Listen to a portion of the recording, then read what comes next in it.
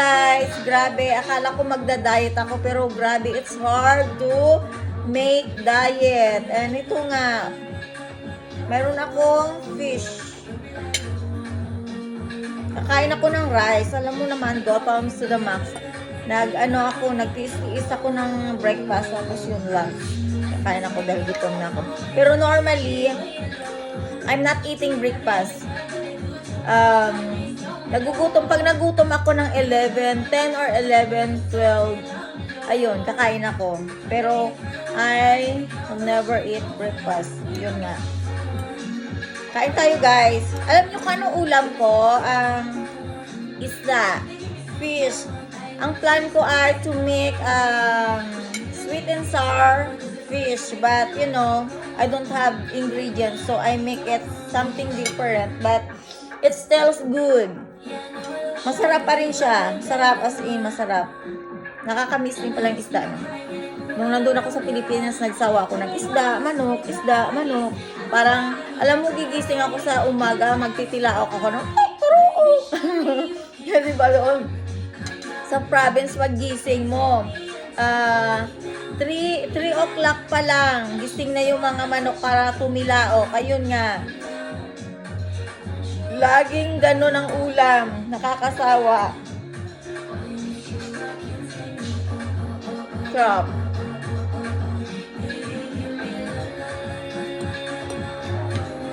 Pag nagutom kayo, guys, pasensya na, ginugutom ko kayo. Pero hindi naman yun ang intention ko to make you hungry, no. Gusto ko lang i-ano sa inyo na kumakain ako. Mahirap pala mag-diet, lalo na kapag sanay yung ano mo, dyan mo ng rice. Rice always. You still, you know, even that you eat bread, you still feel hungry. Kaya much better na mag-rice ka para alam mo whole day okay ka. Kasi parang I feel dizzy without rice. Diba? Sad. Nasanay ang aking stomach ng rice. Oh. Alam mo yung isda na binili ko? Parang it's look like, yung shape niya parang tilapia. Pero, ang ganda ng laman niya eh. Kasi mataba, tapos ano siya. Hindi siya mabaho. Kasi yung tilapia, ano siya, di ba? May amoy ano nga yun, yung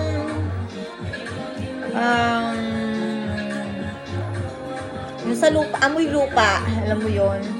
Pero kapag, basta ganun yung amoy niya, tapos yung stock na water. Pero ito ay ang sarap ng lasa.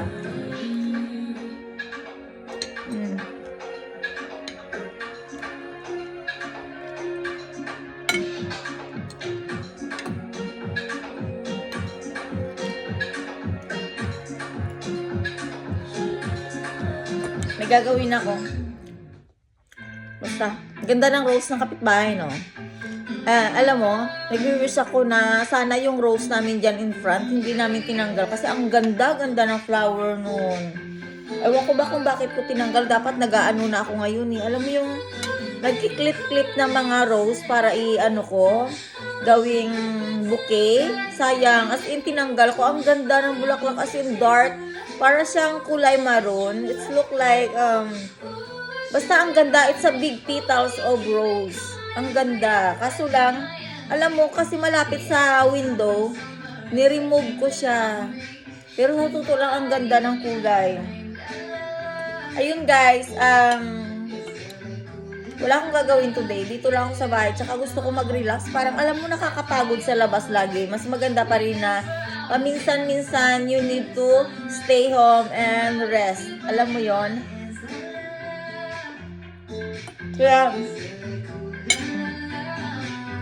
Kaya ang gagawin ko today, kailangan i-enjoy ko ang aking, alam mo na, free day para sa sarili. Pero ito nga, mag-YouTube. Pero alam mo yung YouTube, yung pagbablog, nag-i-enjoy ako eh. My life is focusing to vlogging. At alam mo yung napakasaya, alam mo yung pakiramdam na everyday, kahit na may nanonood sa'yo, yung sinasabi mo kung ano yung gusto mong sabihin. Siguro dahil I came from big family, and then most of the time, you know, I make more funny things together with my family. Tapos alam mo yung pinagtitripan ko yung mga nephews ko, ganon. Doon ang, ayun yung enjoyment ko kapag kasama ko yung mga bata. Feeling ko nagiging bata din ako, yung alam mo yung kalukuhan ng mga bata na susundan ko, yung alam mo kinukulit ko sila ng kinukulit hanggang makita ko na yung tawa ng tawa, yung ganun, doon ako nag-i-enjoy. Pero ngayon, naisip ko din na ay ang layo ko sa kanila, kaya inaisip ko mag-vlog para alam mo sa pamamagitan ng vlog, pag bibidyo ko sa sarili ko, makita ako ng family ko, family and friends, and of course, you know, all my classmates from Solido. Ayun, dati nahihiya ako kasi alam mo na may mga bagay na nangyari sa buhay ko na kinakahiya ko yung ganun. Pero lately na-realize ko, bakit ako magpo-focus sa mga embarrassing moment in life na I know that I can enjoy life without, you know, thinking about the past, you know.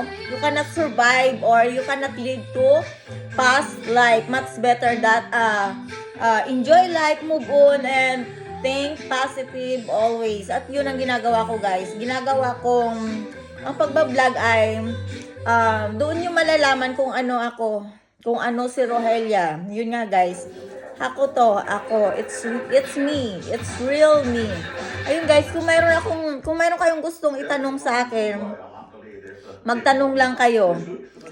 Pwede kayo mag-comments kung gusto nyo mag-comments, at chine-check ko naman yung mga comments para sagutin ang mga katanungan. Kaso lang minsan may mga, alam mo yun, ibang lahi na nag-use sila ng sarili nilang language. Kaya sabi kong ganon, hindi ko marireplyan. Tama nang mag-hi ako or alam mo, thumbs up. Yung ganon. Yun guys, ingat kayo lagi. Salamat sa lahat. Sa lahat ng mga ginawa nyo sa akin. Salamat sa mga taong ipinag-pray ako kung paano ligtas lagi sa araw-araw ng aking buhay. Alam ko na isa kayo sa mga taong nagsubaybay ng buhay ko, at yung mga past ko hindi ko kinakahiya, bagkos parang ginagawa kong inspirasyon sa buhay, na alam mo kapag lugmok ka sa buhay, yung if you feel down, you need to stand up again and keep going. Ayun ang iisipin mo. I-enjoy mo yung buhay mo kaysa magpakalugmok ka. Yung gaya ng, alam mo may mga tao talagang there's a lot of problems, right? But you know, problems is always there.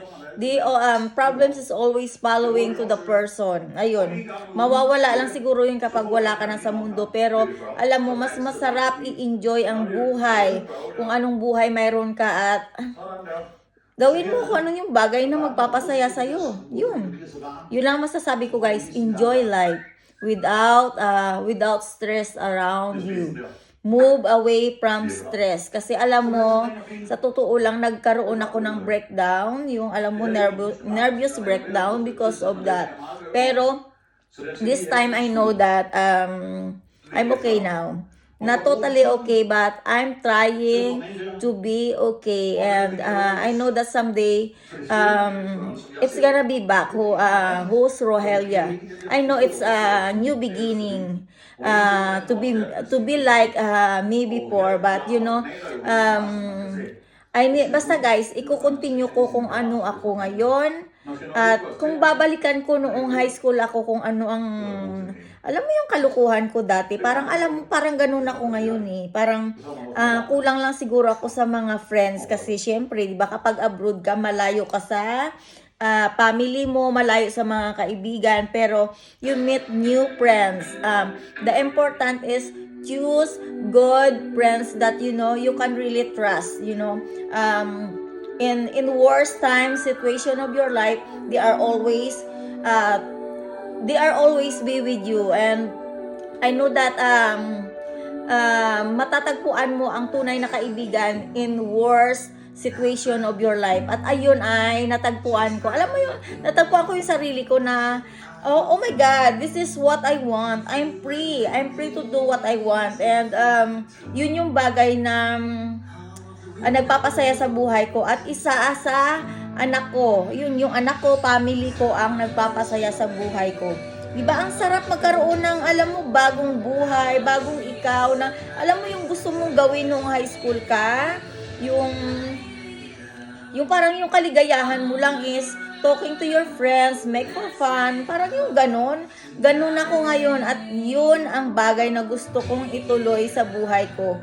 Ang maging masaya, magkaroon ng tunay na kaibigan, at happy lang ang buhay, yung alam mo yung without haters, yung parang wow, ang sarap ng pakiramdam ng being a Christian, alam mo, Catholic Christian. I feel like, yeah, I'm a real Catholic Christian that, you know, it's easy to cry, it's easy to feel hurt, but honest is, I'm the type of person that it's easy to forget and forgive. And the most important is, I know how to move on. Kaya thank you sa anak ko, dahil nung time na down ako, na alam mo, minsan naisip ko rin magbigti dahil sa nangyari sa buhay ko. Alam mo yung kahihiyan na hindi mo ini-expect na mararanasan mo in life. Naranasan ko yun. Pero alam mo, si Abby ang always there to, if every time that I heard her voice, Mama, she said like that, I feel like, oh my God, I need to fix myself. I need to fix myself because, you know, I have a little girl that, you know, she really, really need me. Kaya yun yung nagpapatibay at nagbibigay ng lakas ng loob sa akin, guys. Ang anak ko, ang pamilya ko, at ang mga taong malalapit sa akin, mga kaibigan ko, tunay na kaibigan. Ayun lang, guys. Nagiging ano na naman ako. Emotional. Yeah, ganun ako. Kapag nakikwento ako ng buhay ko. Kasi sa totoo lang, my life is not easy. Everything is difficult for me. But I'm trying hard, you know, to fix and to keep my life more better than before. Ayun lang, guys. Basta kapag down ka, pray ka lang. Alam mo, nung nasa Pilipinas ako, I feel peaceful. Kasi, my family, all of my family is there. And, you know, I always go to church together with my sister. At si ate yung tipong guide ko. Alam mo yung, si ate is always there for me nung time na nagpapanik ako, nung time na malayo ako sa family ko, sad. Alam mo yun, she is always there. Kaya ang masasabi mo talaga kapag may ate ka or my sister, she is your first best friend ever. Kaya ang ate ko ay ang masasabi kong best friend ko. At alam mo naman, family-oriented ako. Galing ako sa happy family, mahal na mahal ko ang pamilya ko. At yung bagay na hindi ko ipagpapalit kahit sa ano pang mga material na bagay, ang pamilya ko hindi ko iiwan kahit na anong mangyari. Yun lang, guys. Pasensya na, baka napaiyak ko kayo. Hindi ko intention na paiyakin kayo. Ako yung tipong taong iyakin. Yes, I'm iyakin na masasabi kong I'm a strong woman. Ayun, guys. Ingat kayo lagi. Basta ingat lang at enjoy ang buhay without stress. At kapag mayroon kayong kaibigan na ini-stress kayo, be strong. Just move away and, you know, move on. Yun, guys. God bless. Bye-bye.